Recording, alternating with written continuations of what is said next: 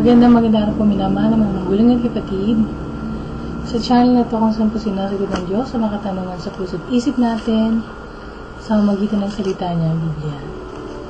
So ngayon po pag-uusapan po natin ay tungkol po sa mga bulaang propeta. Kung sa nakaraang pong video ko na uling ginawa, pinag-usapan po natin ang tungkol kay Muhammad. Ano po? Yun. So ano naman po ang binigay po ng Diyos sa atin? Paano po natin malalaman, makikilala ang mga bulaang propeta at mga bulaang guro? So yan po ating paksa, paano ko makikilala ang bulaang propeta at bulaang guro?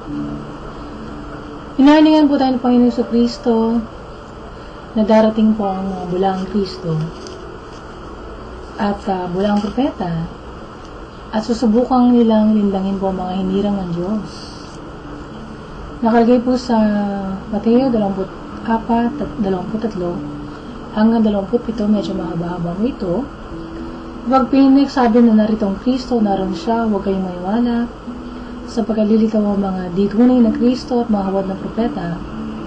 Mapapakita sila ng mga kagilagilala sa mga himala at kababalaghan upang malin lang umaari pati mga pinili ng Diyos. Tandaan niyo mga ito, binigyan ko na kayo ng babala habang hindi pa nangyayari ang mga ito. Kaya kung may magsabi sa inyo naroon ng Kristo sa ilang, huwag kayong pumunta. At kung may magsabi nariyan siya sa silid, huwag kayong maniwala. Sabagkat ako na anak ng tao ay babalik tulad ng kidlat na lumiliwanag mula sa silangan hanggang sa kaluran, na makikita ng lahat. Yun. So, huwag po tayo agad maniniwala po sa mga nagsasabi na andyan ang Panginoon, nasa kwarto, nasa ilang. Kasi yung Panginoon po natin, babalik. Na hindi na po kailangan ng announcement. Ano po? Makikita po natin lahat. So, sa ikalawang Pedro 3, buksan naman po natin doon ang ating mga banal na kasulatan. So, ito po, ikalawang Pedro. Okay.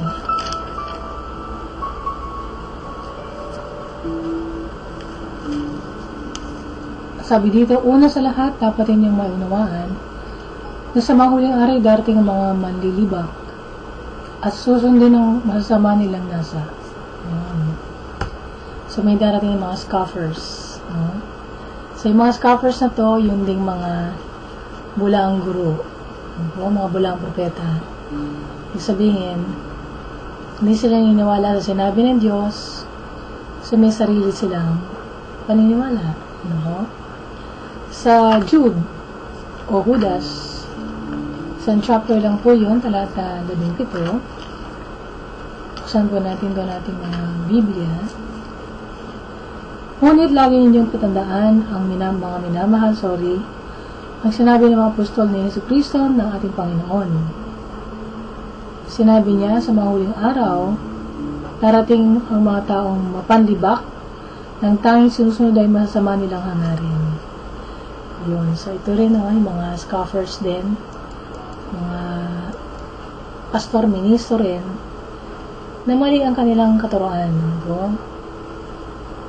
Yung mga nagsasabi na hindi darating ang Panginoon, isa na example po yun. So, para mapabantay po tayo, mapakapag-ingat tayo sa panlilang. At sa mga bulang tagapagturo ay kailangan po alamin natin ang katotohanan. Para may patan po natin ang fake, ang bulaan o huwad, pag-alalan po natin ang totoo, ang genuine. Kung binabasa po at pinag-aaralan po natin ng tama at mabuting salita ng katotohanan, makikilala natin ang maling katuruan o maling aral. Kung isa po tayong mananampataya at nababasa po natin ang ginagawa ng Diyos Ama, Diyos Anak at Espiritu Santo, ang Trinity, agad po nakikwestiyonin po natin ang anumang doktrina na dinideny po o tinatanggi po ang Trinity. No? O saan po na yun nakalagay po sa Mateo 3, 16. So, Diyos Ama, Diyos Anak, Diyos Espiritu Santo. So, puntahan po natin ang Mateo 3, 16.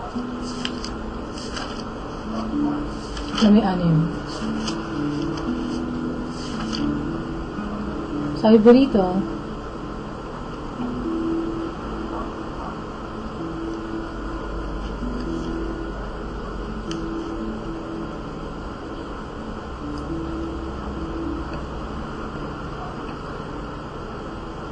tama ba? Nang mabautismuhan, okay, si Jesus, umahon siya sa tubig, bumukas ang langit at nakita ni Jesus ang Espiritu ng Diyos, tumuwa sa kanya tulad ng isang kalapati. At may boses na narinig mula sa langit na nagsabi, ito ang minamahal kong anak na lubos kong kinalulugan.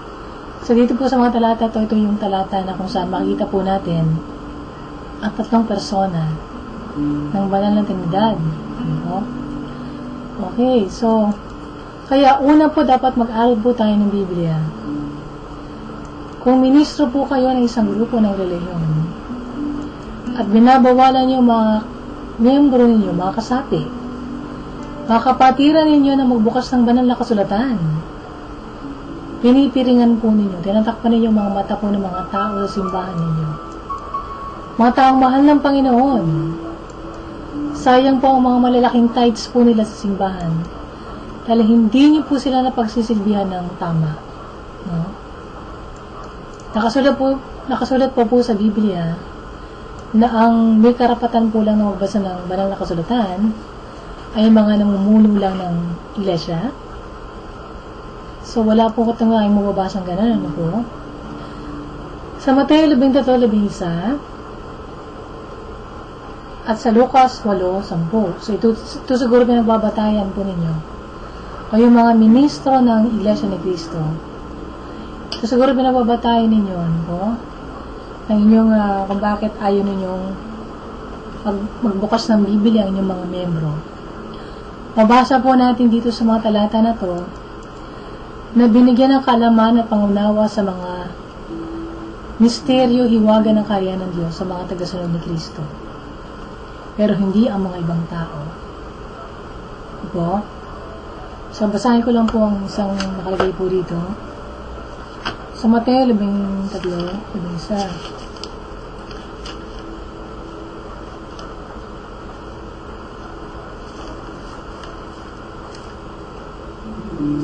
Okay. Sabi po dito, sumagot si Jesus, pinagkaloob sa inyo na malaman ang mga lihim tungkol sa paghahari ng Diyos, pero hindi ito pinagkaloob sa iba. Yan sa Mateo. Ito naman po sa Lucas 8:10. Okay, puntahan po natin.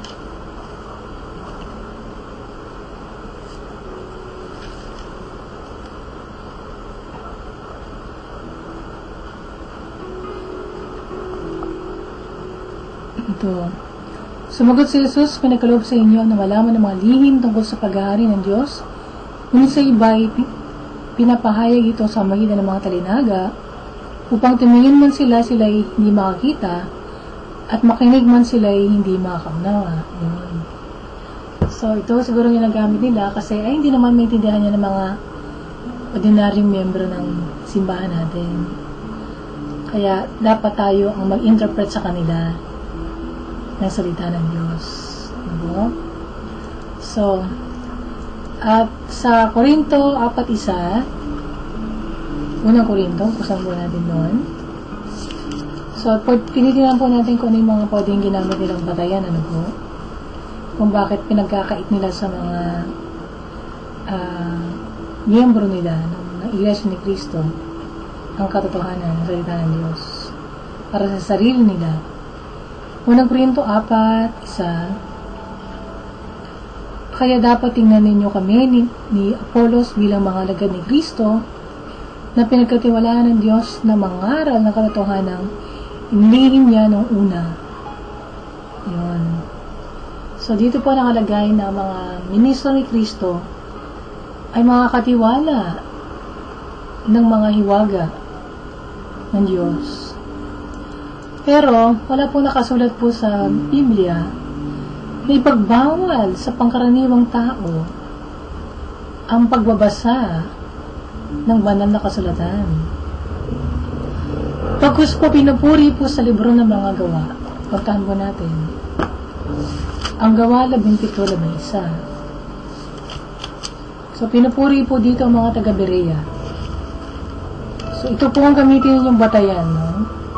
Sa church po ninyo, kung kayo po ay Iglesia ni Cristo. Nakalagay po rito, sa talata 11, mas bukas ang kaisipan ng mga taga-Berea kaysa sa mga taga-Thessalonica. Gustong-gusto silang makinig sa mga tinuturo ni na Pablo at araw-araw nilang sinasaliksik ang kasulatan para tingnan kung totoo nga ang mga sinasabi nila Pablo. So, ito, binanggit, ano po? So, hindi po ipinagbabawal sa mga miyembro na magsaliksik. Ano po? So, dapat ganun po, ano po, na meron tayong accountability, tayong mga ministro, pastor, sa mga miyembro po natin. Na makita nila mismo sa salita ng Diyos na yun talaga nakalagay. Ano po? So, madali po kasi mag-invento ng katuruan no? Madali pong mag-preach ng kahit ano. Lalo na kung walang alam ang miyembro. Tama po? So, yan po isang pandaraya at panluloko sa kapwa, tama? So, pero kung tayo mangangaral at yung ating mga miyembro, bukas ang Biblia nila, mababasa nila doon. Kung tama ang pinipreach po natin, ano po? Dahil po ang totoong teacher po, tagapagturo ng mga Kristiyano, ay hindi po yung mga ministro, pastor, no? Kundi ang banal na Espiritu ng Diyos. Mababasa niyo po yan sa Juan, sa Gospel of John. Tinan po natin ang nakalagay doon.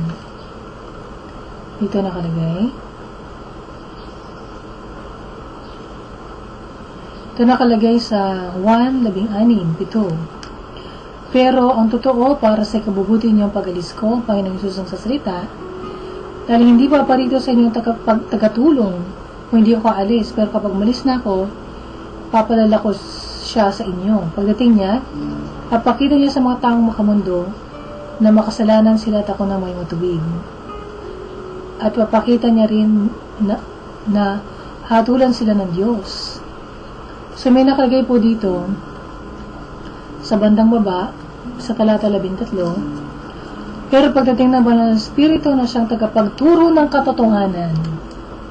So sino po ang tagapagturo ng katotohanan? Ang banal na Espiritu. Ano po? Sa pagdating po ng banal na Espiritu, ang tagapagturo ng katotohanan, tutulungan niya kayo para maintindihan niyo ang lahat ng katotohanan.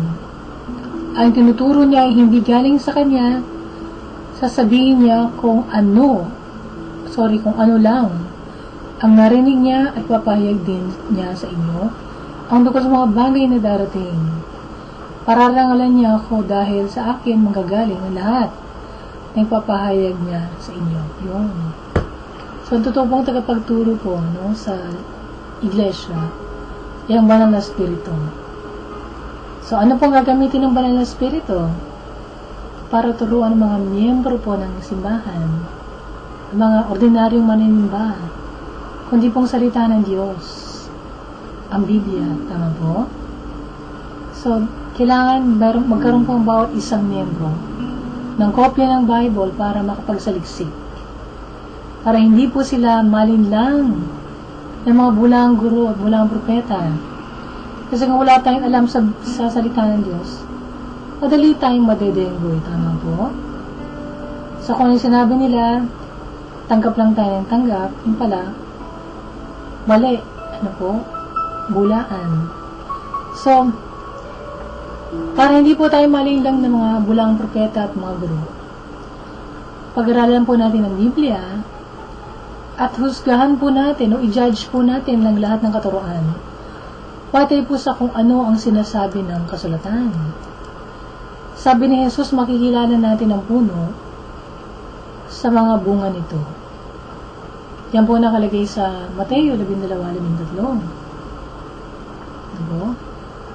So, habang naghahanap po tayo ng bunga doon sa ating pinakikinggan ng mga ministro at pastor, pwede po natin gamitin ang pagsubok na sumusunod para ma-determine po natin kung tama ang katuruan po nila.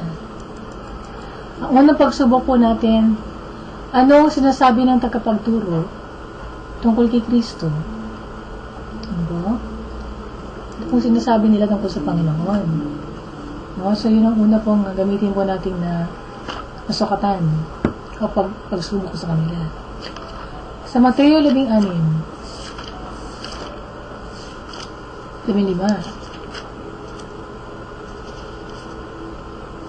Okay.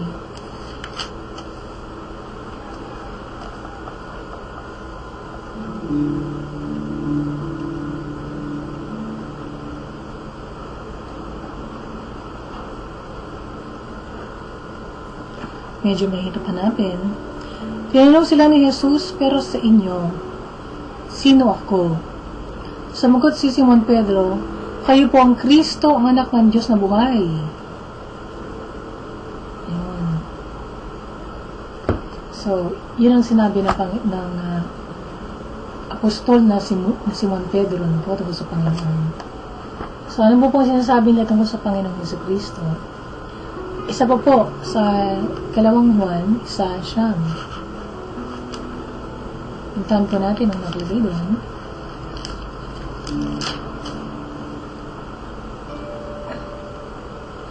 Ang sino mang hindi sumusunod sa aral ni Kristo at nagtuturo pa ng labis dito ay hindi pinananahanan ng Diyos, ngunit ang sino mang sumusunod sa aral ni Kristo ay pinananahanan ng Ama at ng Anak. So, kung yung teaching po nila, lampas pa dun sa tinuro ng Panginoon, sila po ay fake o huwad na tagapagturo. At kung sinasabi po nila na si Jesucristo ay tao lang, sila po ay huwad din. Po. So, sa makatuwid, napaka-importante po ni Kristo. Po. At ang pagtubos po na ginawa po niya sa tao. Magbantay po sa mga nagtuturo na hindi Diyos sa Jesus. Ang sakripisyo niya na pagkamatay at ang pagkakatawang tao po niya. Buksan po natin ang unang 22. So, tinan po natin.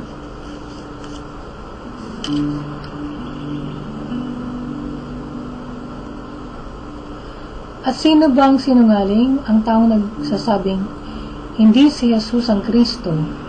Siya ang Antikristo. Ayaw niyang kilalanin ng Ama at ang Anak. Ayun.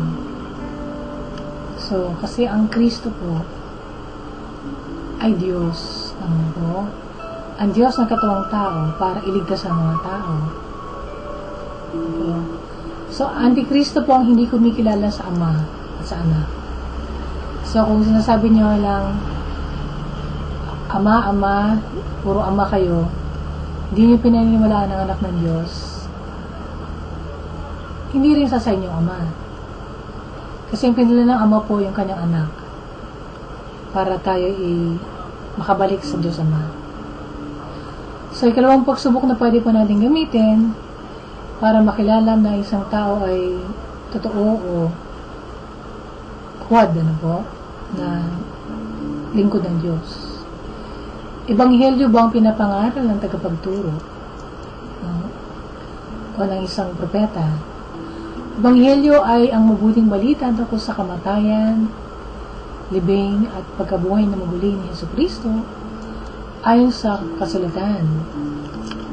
Sa unang Korinto 15, buksan po natin doon ang Bible. Unang Korinto 15. Mga kapatid, nais kong paalala sa inyo ang magandang balita na ipinangaral ko sa inyo. Ito ang aral na inyong tinanggap at hanggang ngayon ay pinanindigan ninyo. Sa magitan nito ay maliligtas kayo kung panghahawakan ninyong mabuti ang pinangaral ko maliban na lamang kung hindi talaga tunay ang inyong pananampalataya.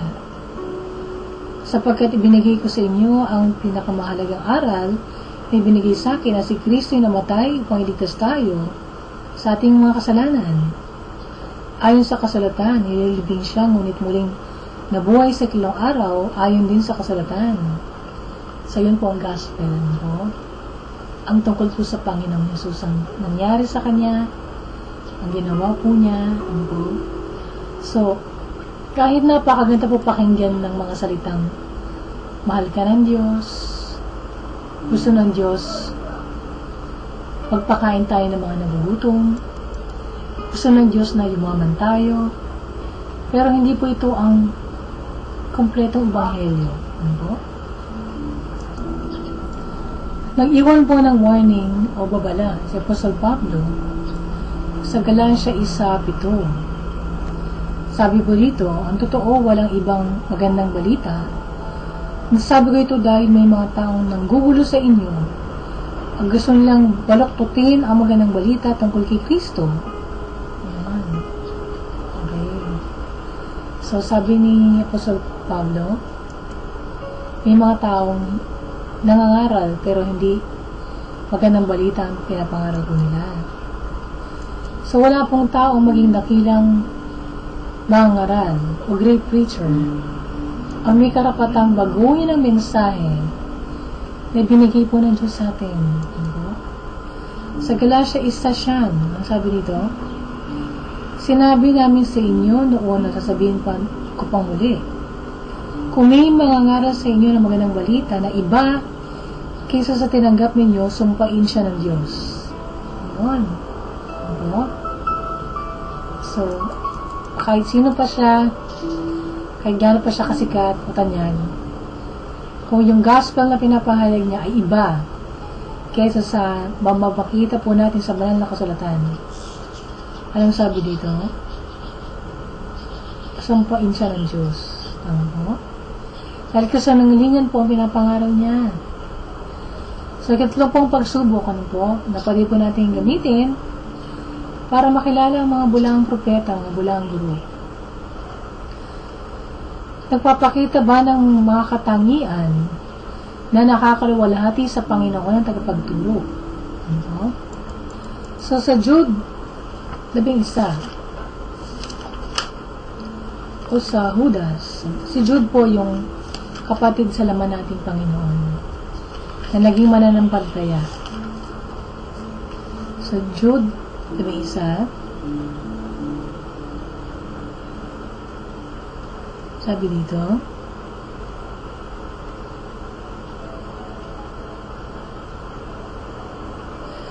nakakaawa ang sasapitin ng mga tao na ito dahil sinunod nila ang ginawa ni Cain. Tinularan din nila si Balaam dahil kahit alam nilang mali ang ginagawa nila, patuloy pa rin nila itong ginagawa dahil nasilaw sila na salapi. At tulad din ni Korah, naghimagsik sila laban sa Diyos at parurusahan din tulad niya. Yun.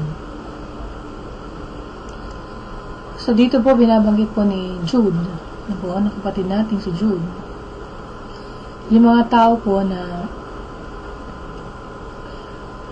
dating mga mananampalataya o nagkiklaim sila, nag-aangkin sila ng mga Kristiyano sila, pero ang ginawa ni Cain, ang ginawa ni Balaam at ginawa ni Korah. So, meron po mga lingkod ng Diyos na mukhang salapi. Nagtuturo ng mali para huwag magalit sa kanila ang mga miyembro nilang malalaking magbigay ng abuloy sa simbahan. So, pwede po natin makilala mula ang propeta sa kanilang pride, ano po? Yun. na katayo po ni Cain, inaayawan po ang plano ng Diyos. May sarili silang diskarte no, sa kanilang paglilingkod. Yung silang sariling teaching no, na gusto nilang ikalat, ipalaganap, ano po. So, nakagawa na po ako ng video dito tungkol po sa mga kilala po, tanyag po ng mga nagtuturo ng Biblia po. Kagaya nila Norman Vincent Peale, nila Robert Schuller, nila Joel Osteen, nila Rick Warren. Ano po? So, sila po yung mga bulaan o huwad na mga lingkod ng Diyos dahil may sarili silang teaching. Ano? So, hindi pure na salita ng Diyos ang kanilang pinapangalan. Halimbawa po si Norman Vincent Peale, ang tinuturo po niya, positive thinking. So, tinuro po ba yun ng Panginoong Jesucristo na bilang gospel ang positive thinking? Hindi po, di ba? So, makilala po natin ang bulang propeta sa kasakiman. So, nagpo-prophesy po si Balaam o Balaam sa English para sa pera. So, iba naglilingkod po sa simbahan. Kunyari, mga ngaral sila, pero ginagawa nila para sa salapi. So, kung yung pong gusto nila, yung magpayaman sila sa ministry, hindi na po Diyos ang kanilang pinaglilingkuran, kundi yung pera na po. Tama? Pwede nilang baguhin yung kanilang message para hindi nga naman ma-offend yung mga supporter nila. Tama po? So, hindi sila masyadong nagpipreach ko sa kasalanan kasi masasaktan yung mga mayayamang miyembro nila. Baka hindi na magsimba roon. No? So, pero kung tayo po ay totoong mga lingkod ng Diyos, no, ang gusto natin mamungay na ayon sa kalooban ng Diyos sa mga maninimba. Tama? So, makilala din po natin ang mga bulang propeta, ang mga bulang guro sa kanilang rebellion. Ano po? So, kanina nabanggit ko po si Korah. Kung kilala niyo po si Korah dun sa Old Testament na kinalaban po niya si Moises. Ano? So, kung i-apply po natin to sa ngayon, meron po mga membro po ng simbahan na nakipagpagalingan sa kanilang mga pastor at ministro. Sinabi ni pastor, ganito tayo dumating, hindi niya gagawin. Ano? So, sinabi ng Panginoong Yesus na mag-ingat po ang mga tao na ito.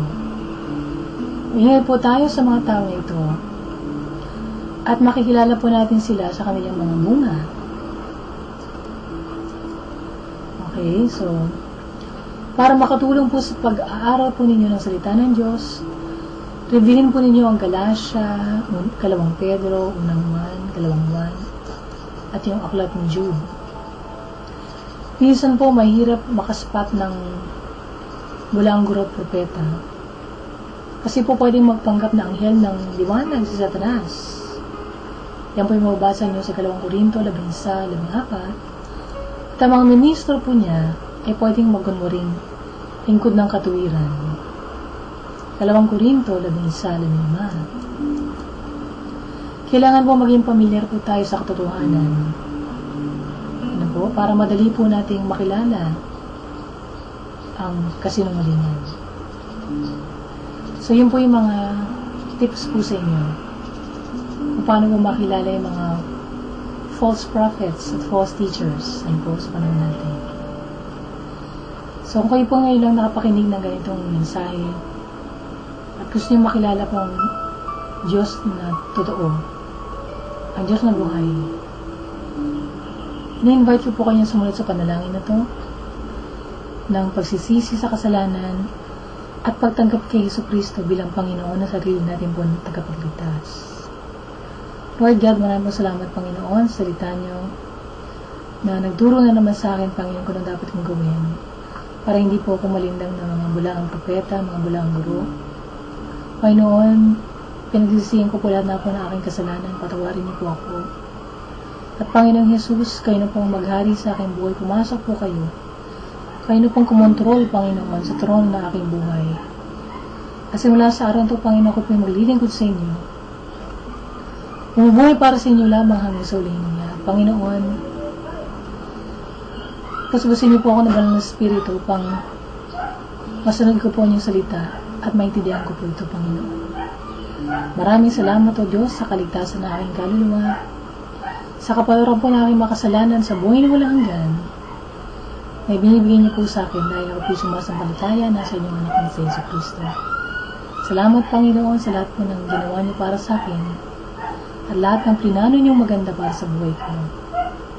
Ito aking dalangin sa pangalan ni Jesus. Amen. So kayo po yung nalalangin po, magsaya kayo dahil napatawad na po yung mga kasalanan ninyo. So para lumago kayo, magbasa kayo ng Bible, buksan niyo po sa Gospel of John para makilala niyo ang Panginoon. At sumunod, maghanap kayo ng church kung saan po salita ng Diyos pinapangalan. Hindi po doktrina ng tao, filosofiya ng mundo o tradisyon ng simbahan, kundi purong salita ng Diyos, walang dagdag, walang bawas. Wala po Genesis at Revelation. At yung mga tao po yung malayong magbasa ng Bible sa sarili nila, hindi binabawalan. At maghanap kayo ng church kung saan po pangalan pa ni Jesucristo lang tinataas. Hindi po kung sino-sinong santo, hindi po pangalan ni Mama Mary, hindi pangalan ng founder o sekta. Ano po? Kundi Panginoon Jesucristo lamang dahil siya po magdadala po sa atin sa kaharian ng Diyos. Sa mula po, kaya po tayo ng church kung saan po Espiritu Santo kumikilos sa kalagitnaan, tumutulong po sa pagsamba at minabagong buhay na bawat mananampalataya. So kung kayo po ay na-bless na ating programa ngayon, pagsabihin niyo po sa mga kilala ng kapitbahay. Hindi may sagot po ang Panginoon sa mga tanong po nila. At kung meron kayo mga tanong, feedback, suggestion, mag-email lang kayo. May pre-request kayo, pwede rin kayo mag-text sa akin.